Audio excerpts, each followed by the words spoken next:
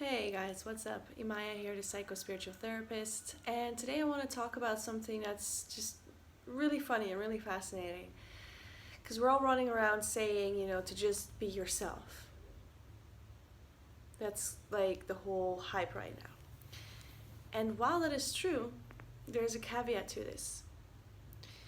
Because it's really, really, really, really hard to fully be yourself if you're not allowing others to be themselves, aka judgment.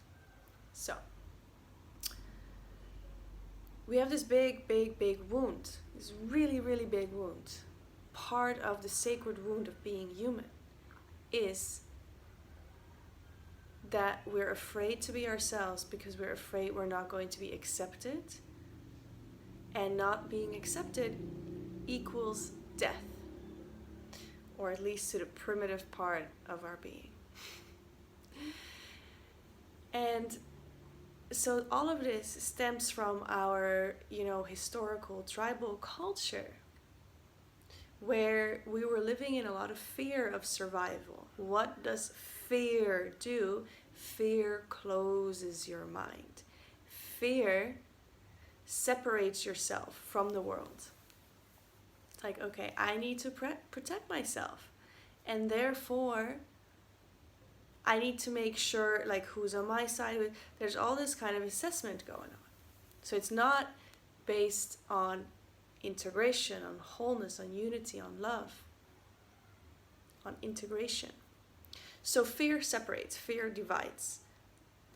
And when we start off on that foot, we need to control our surroundings. We need to control what is going on. We need to control everything. We need to make sure that we fit in. Otherwise, we're cast out and we die. And at the same time, we then all need to play by these rules of, like, okay, this is what fitting in means and this is what not fitting in means. Otherwise, there is no system to that. So, we all grow up and we're all instilled with this same fear still. Even though these days our survival doesn't depend on the tribe anymore. Food is everywhere. If you have a little bit of money, you don't need people. You have everything you need everywhere. For survival, not for thriving. But we are all programmed with fitting in equals life, not fitting in equals death. We then go on and extend this same gesture to everything and everyone around us. Because remember, there is no such thing as internal and external. These are words we can use, but they are the same. They're one and the same. Internal and external are one and the same. So we're like, well, I need to work so hard to fit in, because otherwise I'm not loved, otherwise I'm gonna die. We don't literally hear these words. This is our subconscious mind. In our day-to-day conscious mind, we're thinking, oh, does he like me? Oh, did I say the wrong thing? Oh, if I do this, what will they think of me? If I don't do this, will she like me less? Like, all that kind of stuff. We're afraid of death. We're afraid of being cast out. And so we do the same thing to others, not realizing that the only reason we're doing it is because we're running a program that says you need to fit in or you'll die. And never, ever, ever questioning this premise, this definition, this belief system. And then we wonder why we all feel so uncomfortable and why we find it so hard to just be ourselves.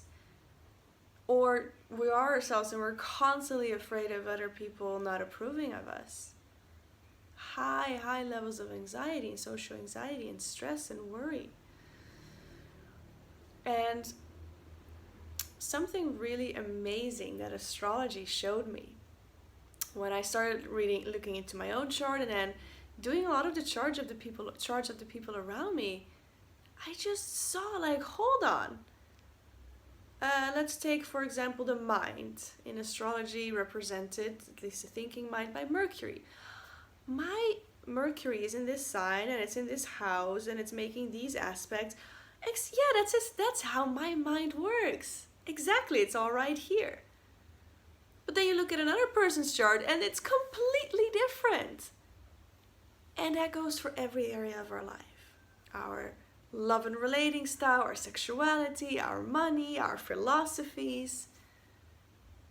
What this showed me is like, I mean, I know we're all meant to be different, but because you are you and you have your unique perspective, you can never, ever, ever understand what it's like for that person. Why they are the way they do, why they do the things the way they do, why they do them the way they do, why they want something else than you. But we do live life from this perspective, and then if someone comes in and does things differently, especially like the closer they are to us, friends and partners, we get so disturbed because we only see life from this point of view. And we simply don't have the awareness that it's healthy for people, for other people to have a different point of view, a different way of doing things. And that it's not always, it can be, but it's not always about meeting in the middle and agreeing. Agreeing to disagree is super healthy. Having completely opposing viewpoints on life is super healthy. Having different ways of doing things is healthy. Unity, harmony, is not about sameness. It is about accepting our differences.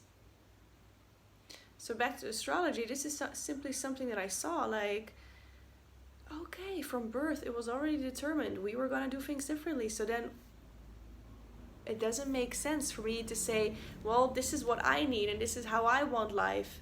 And there's, especially in relationships, and there's a person over there doing things completely different. And this is where so much of the headbutting comes from, because we simply refuse to let other people do things in their way. And this is what actually creates chaos. Harmony is allowing different things to do it their way. And by that allowance, by that non-judgment, things find their appropriate closeness or distance organically, naturally, without our interference. This is what nature does. It balances itself out. It knows where everything needs to go. Humans come along, we're like, well, let's put this there and that there and that there because that looks prettier. That's the way I want it to. And nature taught us, sorry, that's not how it works. You have to understand certain permaculture principles or laws of nature. Otherwise, it's not going to work. Messing with nature has showed us that, like, well, if I want something to grow here, then this has to also be there, or this has to not be there. In our human relationships, we still haven't figured this out. We haven't figured out that if we stop our judgments, that everything comes at the appropriate closeness or the appropriate distance. We don't have to judge anything if we don't like it.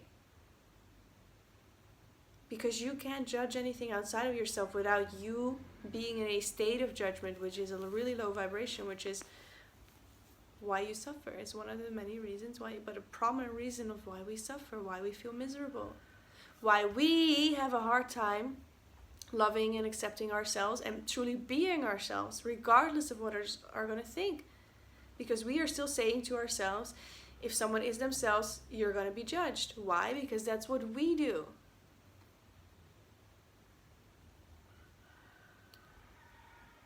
So one of the fastest ways that I have discovered to feel so much more comfortable truly being myself, realizing that not everyone will understand me, because we can't. Honestly, we can never truly understand where someone is coming from. We cannot. So don't even try. So all this need for us to be understood by others, it's futile. this need to be loved by others. It doesn't work this way. If we are ourselves, we open our mind and our hearts, we will feel connected. And then people who want to feel connected to us will come into our fields. So the fastest way I've discovered to be okay with being myself, knowing that not everyone will understand me, like me, approve of me, validate me. However, the people that I need to love me, understand me, connect to me, validate me, will be there at the right time, is by not doing this to others, is by granting others the same freedom that I myself crave to feel at ease. The more I give others permission to be themselves and continuously check my judgments, I'm not saying force yourself to stop judging. I'm not saying judge yourself for judging. It's ridiculous. But to consistently see that if I judge someone, it's not about them ever. It's about me and my ideas of life. It's about my preferences, and I can keep it at the level of preference rather than take it to the point of invalidation, of judgment. It's a very selfish thing to do. The only one that benefits from stopping judgment is you. And of course, others benefit from it, but that's, not even always. If someone judges themselves, then they will still feel my judgment. Because that's just, okay, that's another video. Tangent right there. So this lesson of what astrology gave me, we don't need astrology for this. This is something that we can learn if we just observe life. But I happen to like astrology, and it's taught me that. Like, oh, not everyone has to be into the same things. But at one level we understand this, but when we get down to more things, like more of our personal sore spots, then we forget this. Then all of a sudden we have these sneaky rules that others don't just need to live by, they even need to know them, even without us telling them. If you were to pay attention to how many times a day, how many times a minute you judge others, you'll see the amount of suffering you create for yourself, and why it feels so scary in the world to just be ourselves, to just do our thing. And the fastest way to take that back is to extend to others what you want to receive. Use what you haven't received, and instead of being a victim, instead of being like, oh, no one understands me and it's scary to do my thing, and it's painful that I feel like I need to behave a certain way, otherwise I won't be loved. Be that change. And again, one more of the infinite examples of giving is receiving. Give others unconditional acceptance. Doesn't mean unconditional allowance of their behavior towards you, but acceptance of this is who and what they are. Even if someone is completely bonkers and rude, you don't have to allow it into your space, but to just acknowledge this is what they want to learn at this moment. It's easy as that. We're all here learning how to love. And we've set up our personal curriculum again as reflected through astrology. Astrology is one of the many tools that we can use to gain self-awareness. And the way I read an astrology chart is we picked our personal karma and we created a composition of this for it to guide our life. The planets don't rule us, they reflect us. So we come here, we incarnate, we say, okay, this and this and this and this and this I want to learn. That's karma, by the way. This is what I want to learn. It's not a punishment. I have a long recording on karma being about evolution, not about morality, on my SoundCloud. I'll link it below. So from my chart, I can see, oh, I wanted to learn all these things. So yes, that means that many times in my life I have behaved in ways that are not fully conscious, not fully aware. I've done stupid things. I may have hurt people, or more likely I've simply been hurting myself and other people have been around that. But knowing that, I extend that same compassion to others. I don't care what behavior you display. I grant you the same freedom for that learning and growing process. Because I know how painful it is if you are working through your own personal karma, the lessons that you needed to learn, and other people judge you for it, as if you already had to know somehow, which is not true, which is not true, which is not true. If a baby is learning how to walk and you judge it and you make fun of it and you gossip about it and you tell other people how stupid the baby is for not being able to walk and da. This is literally what we're doing. Everyone around you, consider them a baby in terms of conscious development in the areas in which they still have to learn. This is not denigrating, this is compassionate. This is not demeaning, this is loving, to see that we're all learning. And we can't learn if we don't feel safe. So grant others that compassion, and then you will also feel more safe to be yourself, which being yourself includes a lot of mistakes, a lot of falling and getting back up, a lot of trial and error, because that is how this whole game is set up. We want to learn how we are through trial and error, and we want to learn our lessons, and with learning comes failure. Except, failure depends on your definition. I don't even see failure as failure anymore. And I cannot even begin to describe how much better I feel extending compassion and understanding instead of judgment. Understanding meaning not that I understand anyone, where they're coming from and what they're doing. Understanding is always about the bigger picture. Okay, you do something that from my point of view looks fucked up. You do something that from a lot of people's point of view looks fucked up. Okay, acknowledge that. But more so than that, acknowledge this is something that you wanted to learn. And I'm not going to pretend here to be God and say that I know better than the master plan. That, my friends, is just arrogance. And all of this, the arrogance, the judgment, the fear, because that's the basis for it all, it creates separation. And it is that separation that hurts us. It is the feeling of separation that is our only problem in life, literally. It's the feeling of separation, the experience of separation, the sense of separation that we dress up in infinite ways by projecting it onto others. And so we create an infinite vicious loop of pain and pain and pain and pain. And it is awareness to say, okay, stop. If I want to overcome my core wound, if I want to heal my core wound, I'm going to have to take back the pain, stop the projection, and that includes stopping the judgment. And there isn't really much more to it than simply awareness. Simply saying, okay, right now I'm judging. Okay, I'm judging. Okay, I'm judging.